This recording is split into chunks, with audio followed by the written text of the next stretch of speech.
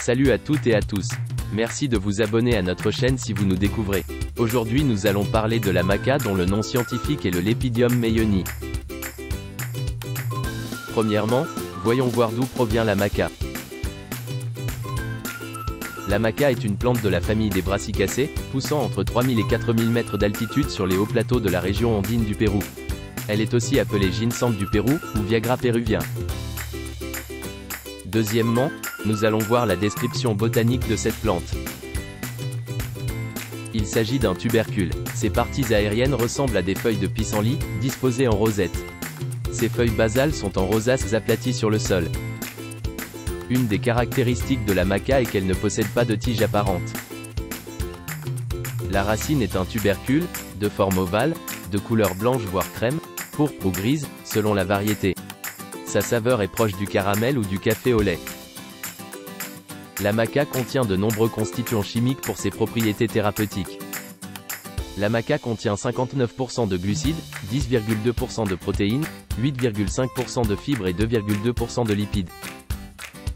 La maca est riche en bases comme l'adénine, en acides aminés comme l'alanine et la glutamine, et en nutriments comme la choline. Elle est constituée d'amines comme les macamides et la macaène qui possèdent plusieurs propriétés, telles que l'amélioration des performances sexuelles et des activités neuroprotectrices. Il y a des alcaloïdes comme les bêta-carbolines qui inhibent la monoamine oxydase qui dégrade 20% de la dopamine dans le cerveau. Il y a aussi des imidazoles. Il y a plusieurs stérols comme le cytostérol, le campestérol, l'ergostérol, le brassicastérol et l'ergostadiénol qui diminuent le cholestérol. La maca contient des minéraux dont le plus abondant est le potassium, accompagné du phosphore, du calcium, du sodium, et du magnésium. Elle contient également des vitamines comme les vitamines B1, B2 et B12. Le saccharose et le glucose sont les sucres les plus fréquents de la plante. La maca contient des isothiocyanates aromatiques ayant une activité insecticide sur les larves et les œufs de charançon. Pour finir, elle contient aussi de l'amidon. Les différentes variétés de maca ainsi que des conditions environnementales particulières peuvent faire varier sensiblement la composition en acides gras. Maintenant nous allons parler des propriétés pharmacologiques de la maca. La poudre de maca serait riche en substances antioxydantes comme les catéchines et les glucosinolates. Ainsi, la poudre de maca pourrait lutter contre le stress oxydatif en neutralisant les radicaux libres. Il semblerait que la maca améliore la fertilité masculine. En effet, plusieurs études prouvent une augmentation du désir sexuel et de la production de spermatozoïdes, en passant par une augmentation de la concentration de sperme, du volume d'éjaculation, ou encore une amélioration de la mobilité des spermatozoïdes. La poudre de maca améliorerait les fonctions cognitives grâce à la macamide qui est neuroprotectrice. La poudre de maca améliorerait et préviendrait les dommages cutanés causés par les rayons UV du soleil. En outre, elle accélérerait la cicatrisation des plaies. Ensuite, la poudre de maca diminuerait la glycémie en influençant l'insulinémie.